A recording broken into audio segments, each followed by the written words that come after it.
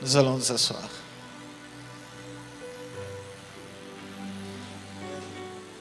Nous allons écouter la parole de Dieu. J'espère que ton cœur est prêt. Dis à ton voisin que le pasteur aimerait parler sur ton cœur. Oui, j'aimerais parler sur le cœur. Le cœur. Ton cœur qui écoute la parole. Ton cœur qui est la source de toutes choses. Tu sais que ton cœur, c'est la source de toutes choses? Est-ce que tu as déjà réalisé que ton cœur, c'est ça la source de toutes choses? Tu as déjà réalisé que ton cœur, c'est de là que vient tout ce qui t'arrive. Tout ce qui t'arrive vient de ton cœur. Tout ce qui t'arrive vient de ton cœur. Plusieurs sont ceux qui accusent les autres par rapport à ce qui leur arrive. Plusieurs sont ceux qui accusent Dieu par rapport à ce qui leur arrive. Mais tout ce qui t'arrive vient de ton cœur. Proverbe chapitre 4, verset 23. Oui. Proverbe 4, le verset 23, je lis. Garde ton cœur plus que toute autre chose. Car c'est de lui que viennent les sources de la vie. Garde ton cœur plus que toute autre chose, car c'est de lui que viennent les sources de la vie. C'est du cœur que vient tout ce qui t'arrive. C'est du cœur que vient tout ce que tu possèdes. C'est du cœur que vient tout ce que tu dis. C'est du cœur que vient tout ce que tu fais. C'est du cœur. Et la parole de Dieu te demande de garder ton cœur plus que toute autre chose, parce que c'est de lui que vient même la vie.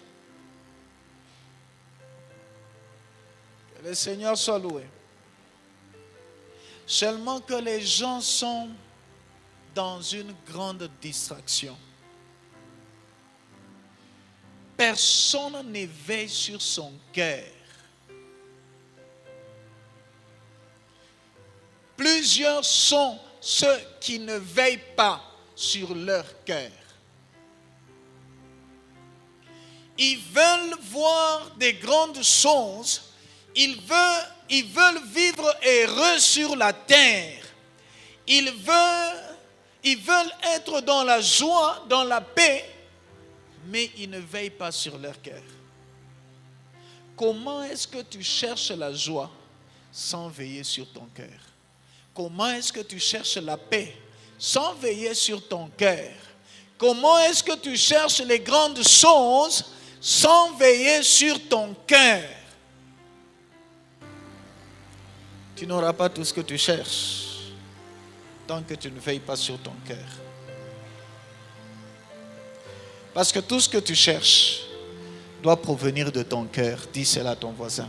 Tout ce que tu cherches doit provenir de ton cœur. Le cœur est le point de contact avec Dieu. Le cœur est comme la terre. Et la parole de Dieu est comme une sémence. La prophétie est comme une sémence. La parole du Seigneur est comme une sémence. Le cœur est comme un champ. Ce champ ne te produira que ce que ce champ a reçu. Si ton champ a reçu les maïs, ça te produira les maïs. Si ton champ a reçu les haricots, ça te produira les haricots. Si ton champ a reçu les arachides, c'est les arachides que ça produira. ton champ ne te produira que ce que tu as reçu. Demande à ton voisin, qu'est-ce que tu as reçu? Pour savoir ce que tu as reçu, regarde ce que ton champ te produit. Tu sauras ce que tu as reçu. Jésus.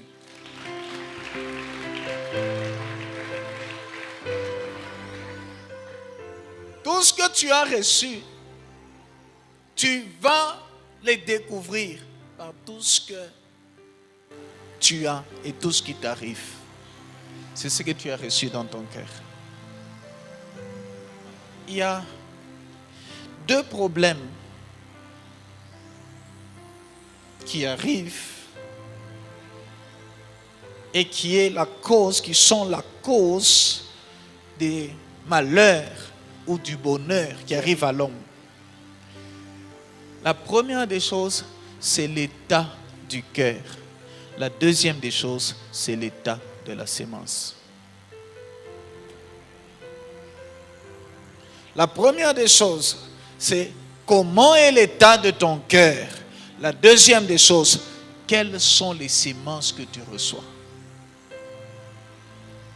Il y a ceux qui reçoivent une bonne sémence, une très bonne sémence, mais sur un mauvais champ qui est leur cœur. Et cette bonne sémence plantée dans un endroit rocailleux ne peut pas pousser, malgré qu'elle est bonne. L'état du cœur. Plusieurs sont ceux qui viennent à l'église pour écouter la parole de Dieu. Mais avec quel état du cœur? C'est ce qui détermine ce qui va arriver. Écoutez, la parole de Dieu, c'est elle qui amène en nous et qui produit en nous tout ce que Dieu nous a donné par sa grâce. Il y a des choses que Dieu t'a données que tu ne connais pas. Spirituelles, tout comme matérielles. Que toi tu ne connais pas. Que tu n'as jamais entendues. Il y a des choses que Dieu a déjà prévues, a déjà mis en réserve pour toi. Mais ces choses ne s'accompliront que si tu reçois la parole et dans une bonne terre. Que le Seigneur soit loué. C'est comme ça, c'est facile. Dans la salle comme ça, on déclare: recevez la faveur de Dieu. Tout le monde dit Amen. Mais il y a ceux qui vont vivre cette faveur et les autres non. Le problème, c'est l'état du champ. C'est la même sémence lancée partout dans les cœurs. Mais il y a des cœurs qui étouffent cette sémence. Il y a des cœurs qui détruisent cette sémence. Et ça ne produit pas. Mais tu es en train de t'attendre aux grandes choses. Au moment où tu as déjà détruit la sémence. Il n'y a rien qui peut arriver si Dieu ne parle pas. Il n'y a rien qui peut arriver dans ta vie en dehors de la parole de Dieu. Rien du tout. Rien du tout. Alléluia. Rien du tout. En dehors de la parole de Dieu, ce qui va venir, c'est le péché, c'est la mort. Ce qui va venir, c'est la perdition. C'est la seule chose, ce sont les seules choses qui peuvent venir en dehors de la parole de Dieu. Mais si tu veux gagner les choses de Dieu, tout ce que Dieu a préparé pour nous, c'est dans sa parole.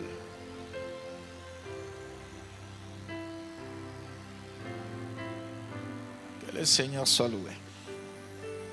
La parole de Dieu produit en nous notre vraie image que Dieu nous a donnée ou que Dieu a prévue pour nous. La parole de Dieu produit en nous nos bénédictions authentiques que Dieu a préparées pour nous. Sauti ya Mungu iko na leta kwetu mabaraka ile Mungu alitutayarishia. Vous cherchez des grandes choses, vous cherchez beaucoup de choses chez Dieu. Mais vous ne préparez pas vos cœurs pour recevoir sa parole, afin que cette parole produise ce que vous cherchez. Pourquoi vous ne laissez pas vos cœurs, vous ne disposez pas vos cœurs à recevoir la parole de Dieu? Vous ne disposez pas vos cœurs à accueillir la parole de Dieu. Vous écoutez, mais sans le recevoir. Vous écoutez sans accueillir la parole de Dieu. Ce qui prouve que vous n'accueillez pas la parole de Dieu, c'est que vous écoutez. Et ce que vous écoutez, vous oubliez, vous ne le vivez pas. Vous ne le mettez pas en pratique. Vous ne ressemblez pas à ce que vous avez écouté. Jésus dit, ne vous inquiétez de rien. Mais toi, quand un problème arrive, tu t'inquiètes. Donc tu as écouté, mais tu n'as pas reçu la parole de Dieu. Jésus dit, ne crains pas. Mais toi, tu as peur. Tu as écouté, mais tu n'as pas reçu. Tu n'as pas accueilli la parole de Dieu. Mais tu t'attends à un miracle. Tu t'attends à de grandes choses. Ça ne viendra pas. Tous ceux qui marchent dans le ténèbre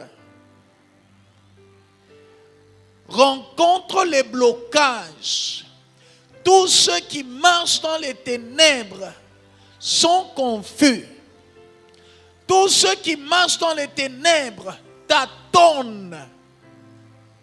Tous ceux qui marchent dans les ténèbres rencontrent le malheur. Tous ceux qui marchent dans les ténèbres, ils ne voient pas, n'avancent pas. Spirituellement, ils n'avancent pas. Et même dans d'autres domaines, ils n'avancent pas. Tous ceux qui marchent dans les ténèbres. Tous ceux qui marchent dans la lumière, n'oubliez pas, j'avais dit ceci un jour ici. Plus clair tu vois, plus vite tu avances. Vous savez, si c'est la nuit, ici on n'allume pas les lampes, tu dois quitter là et aller là derrière. Tu vas prendre du temps parce que tu dois aller lentement, tu ne sais pas où est-ce que tu vas te cogner. Même si tu fais ça, il y a des endroits où tu peux te cogner, te heurter. Alléluia.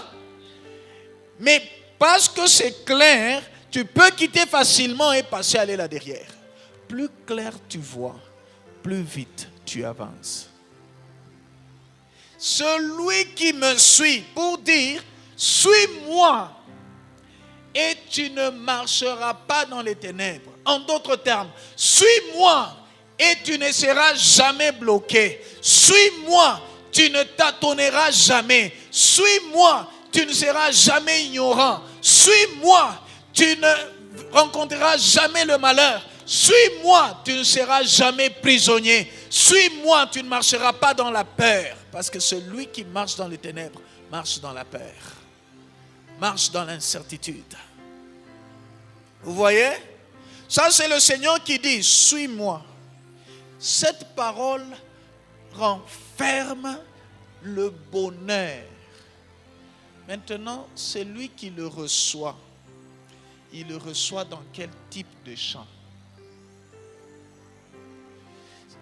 Si son cœur est plein de penchants, cette parole ne trouvera pas la place. Elle sera entendue, mais elle n'aura pas la place. Ce qui fait qu'au lieu que la personne suit Jésus comme il est dit, la personne va suivre les penchants. Si son cœur est plein des influences des gens, au lieu que cette personne suit Jésus, cette personne va suivre l'influence, tout ce que les gens disent. Ça, c'est l'état du chant. Et en faisant ce que les gens disent, la parole ne trouve pas la place. La parole est étouffée. Et tu attends les grandes choses. Tu attends la percée. Mais tu ne vois pas. Parce que cette parole qui te permet d'avoir cette percée, cette parole qui t'a été donnée pour que tu voies la percée, tu ne la vis pas. Elle n'a pas eu la place dans ton cœur. On peut te prophétiser Dieu peut parler sur toi. Dieu parle. Dieu a parlé même sur les païens, Cyrus. Dieu parle. Mais comment est l'état de ton cœur?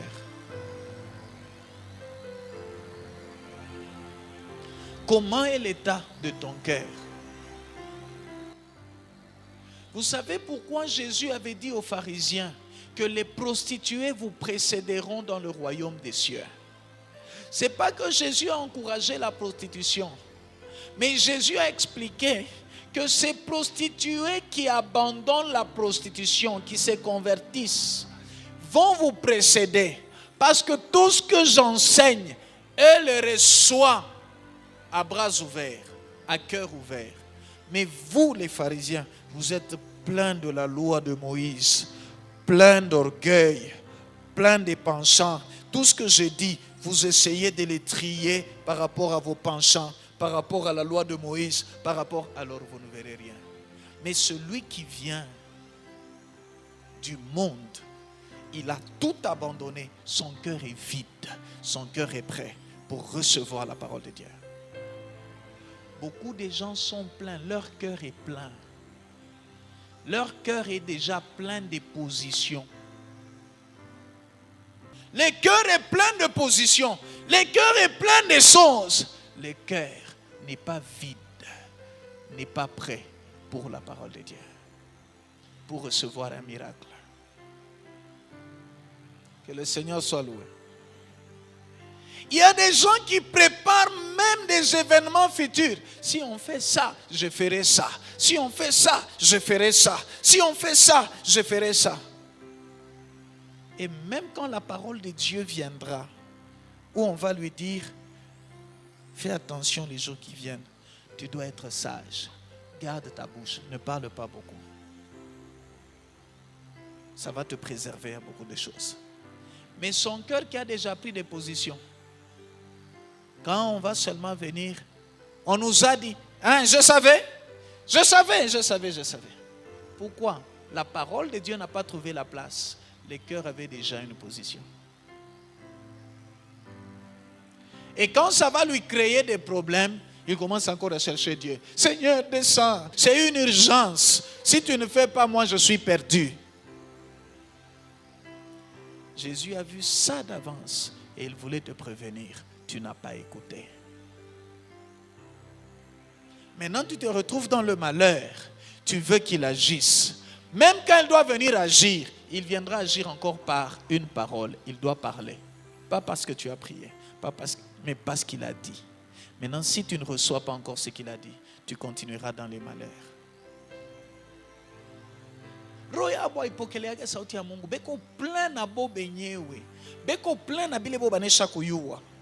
Ils sont pleins d'eux-mêmes, pleins de penchants, pleins d'influences du monde, pleins de conceptions humaines. Ils sont pleins. Et quelle que soit la prophétie qui sortira, quelle que soit la parole qui sortira,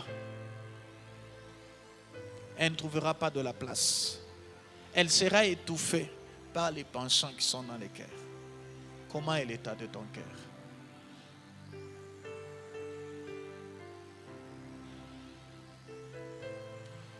Que le Seigneur soit loué. Je vais te donner un exemple qui peut te permettre de tester ton cœur. Si ton cœur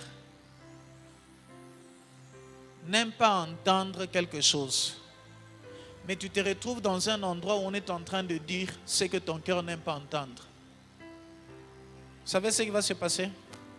Si ça ne t'énerve pas,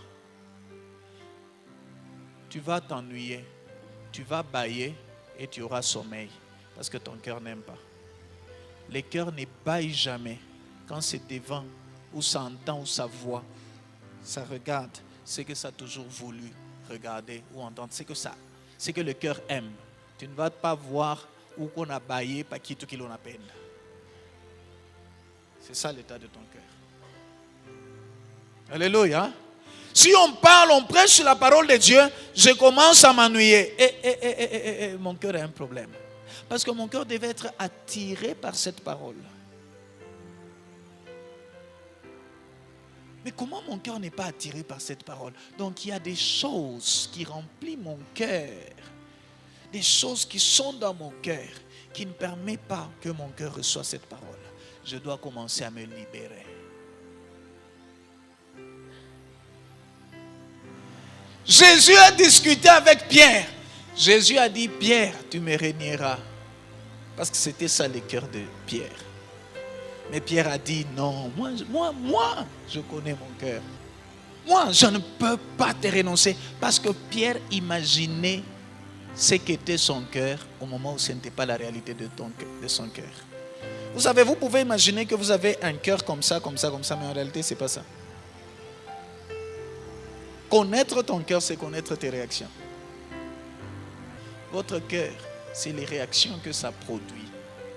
C'est que vous produisez dans vos réactions devant la parole de Dieu, devant la prière, c'est ça votre cœur.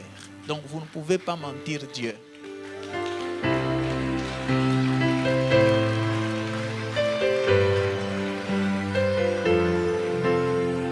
Alléluia. Votre cœur, c'est pas ce que vous vous imaginez que votre cœur est. Mais votre cœur, c'est ce que vous faites. Les émotions que vous éprouvez, les sentiments que vous manifestez, les réactions que vous manifestez. Devant les accusations des gens, tes paroles montrent ton cœur. Tu dois connaître ton cœur. Tu dois étudier ton cœur.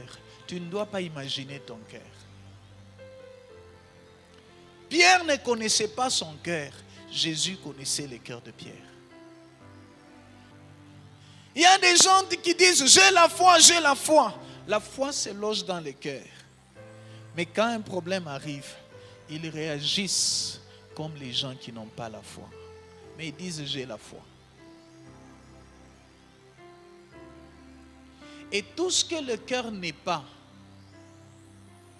par rapport à Dieu, ça signifie par rapport à Dieu, il n'y a rien que tu vivras de Dieu.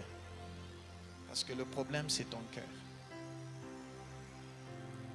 Plusieurs personnes ne conforment pas leur cœur par rapport à la parole de Dieu. Leur cœur est fermé par rapport à la parole de Dieu. Leur intelligence est ouverte par rapport à la parole de Dieu. Mais leur cœur est fermé par rapport à la parole de Dieu. Alléluia. Quand quelqu'un arrive et il pose la question, il se pose la question, faire ceci c'est bien ou c'est mauvais? Quand il y a cette question, ça signifie la parole de Dieu est encore dans son cerveau. Si la parole de Dieu est dans le cœur ne produira que la parole de Dieu. Il n'y a pas de question. La parole de Dieu devient une nature, devient un caractère. Comment est l'attitude de ton cœur? Le cœur, c'est ça le champ. Le champ sur lequel la sémence, qui est la parole de Dieu, qui est la prophétie, tombe et elle pousse, elle produit des fruits. Comment est l'attitude de ton cœur? Combien de temps tu prends pour prier pour ton cœur?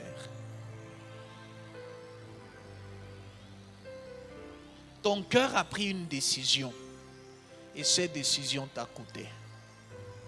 Ton cœur a réagi, cette réaction t'a coûté. Ton cœur a pensé, a planifié. Et cette planification te coûte. Tout ce que tu fais vient de ton cœur. Mais pour la parole de Dieu, vous ne la mettez pas dans le cœur afin de la vivre. Mais vous la mettez dans l'intelligence. Quand le cœur veut la prière, au moment où que ça désire la prière, ça entre en prière. Ça n'a pas besoin de temps. Vous êtes là au salon ou à la cuisine et vous avez besoin de... Vous sentez qu'il faut prier. Votre cœur vous dit qu'il faut prier. Vous sentez ses besoins. C'est la parole, c'est le langage de votre cœur. Et vous regardez à la montre. Non, il est encore 20h14. Non, je commence seulement à 21h. J'ai fait 3 heures du temps dans la prière. Ça, c'est l'intelligence. Ce n'est pas le cœur. Et quand tu te mettras en prière à 21h, Dieu n'est pas là. Ce n'est pas ton cœur qui parle. Ton cœur t'avait parlé à 20h14 de prière.